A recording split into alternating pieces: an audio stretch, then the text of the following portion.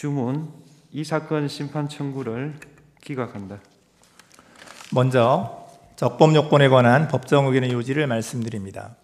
피청구인은 이 사건 탄핵소추의 의결은 헌법 65조 2항 단서가 정하는 국회 제적의원 3분의 2 이상의 찬성을 충족시키지 못하였기 때문에 이 사건 탄핵심판 청구는 부적법하다고 주장합니다.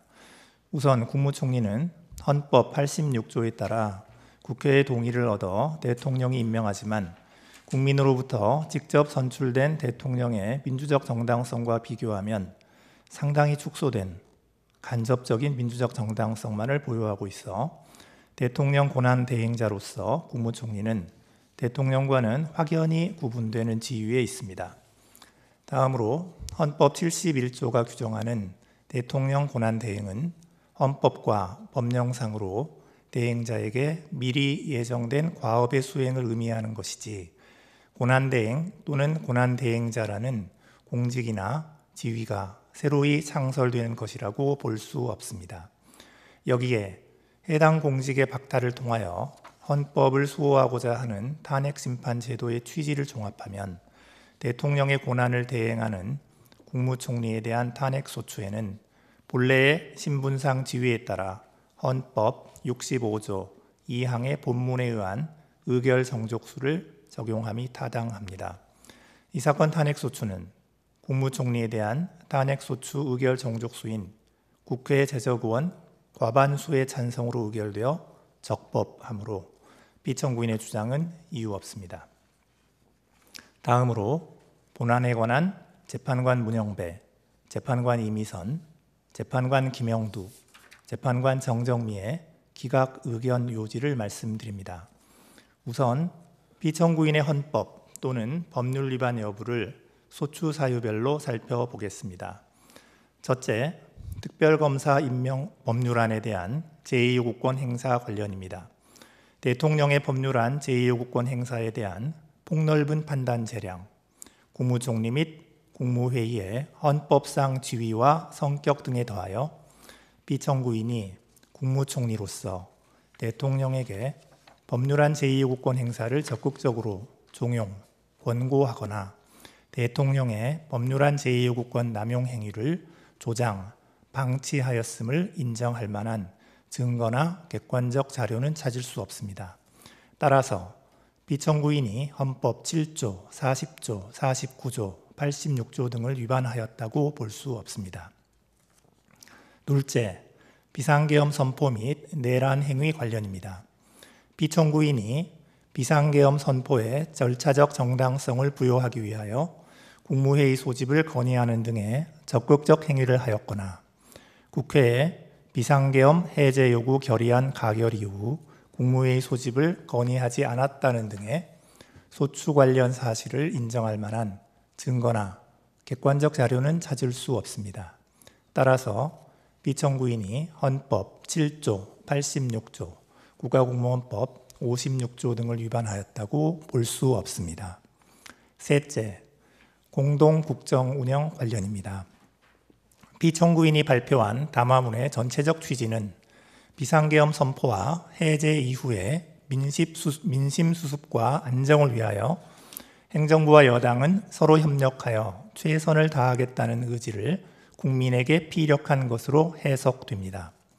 여기서 더 나아가 행정부와 입법부 간 독립성의 원리에 의해 이루어지는 대통령제 정부 형태를 몰각하려는 의도까지 있었다고는 볼 수 없습니다.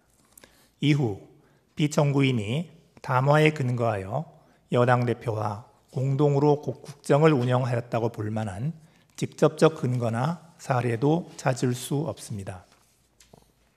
따라서 피청구인이 헌법 7조, 66조 4항, 74조 1항 등을 위반하였다고 볼 수 없습니다. 넷째, 특별검사 후보자 추천 의뢰 관련입니다. 피청구인이 대통령 권한대행으로 특별검사 후보자 추천을 의뢰하지 않은 실질적 기간은 약 10일 정도에 불과합니다.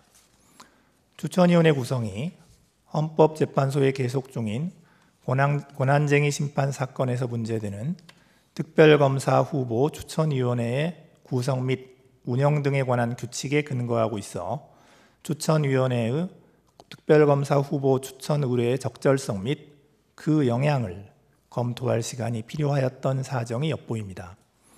피청구인이 특별검사 후보자 추천 의뢰를 하지 않음으로써 관련 수사의 지연을 초래하고 공범 도피나 증거인멸을 가능하게 하였다는 청구인의 주장을 뒷받침할 증거나 객관적 자료는 찾을 수 없습니다. 따라서 피청구인이 헌법 7조, 66조, 71조, 특검법 3조 1항, 국가공무원법 56조 등을 위반하였다고 볼 수 없습니다. 다섯째, 헌법재판관 임명 부작위 관련입니다. 국회가 재판관으로 선출한 3인의 재판관은 헌법과 헌법재판소법에서 정한 자격 요건을 갖추고 있고 선출 과정에 의회민주주의를 원칙으로 하는 헌법 및 국회법 등 법률을 위반한 하자가 있다고 볼 수 없습니다. 따라서 피청구인은 국회가 선출한 3인을 재판관으로 임명하여야 할 헌법상 구체적 자기 의무를 부담합니다. 그런데 피청구인은 국회로부터 재판관 선출 통지를 받기도 전에 거부 의사를 표시하였습니다. 당시는 재판관 선출을 둘러싼 여야의 대립이 극심한 상황임에도 국무회의나 담화문 등을 통하여 여야의 합의를 전제로 재판관을 임명하겠다는 취지로 발언하는 등 국회가 선출한 3인을 재판관으로 임명하지 않겠다는 거부 의사를 미리 종국적으로 표시함으로써 헌법상의 구체적 자기 의무를 위반하였습니다.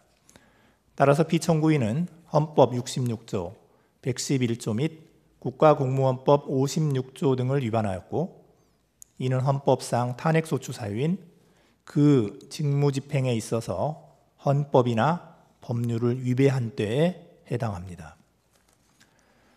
다음으로 피청구인을 파면할 것인지 그 여부를 살펴보겠습니다. 피청구인의 헌법재판관 임명 거부가 현직 대통령에 대한 탄핵심판을 진행 중인 헌법재판소를 무력화시키기 위한 목적 또는 의사에 기인하였다고까지 인정할 증거나 객관적 자료는 발견되지 아니합니다.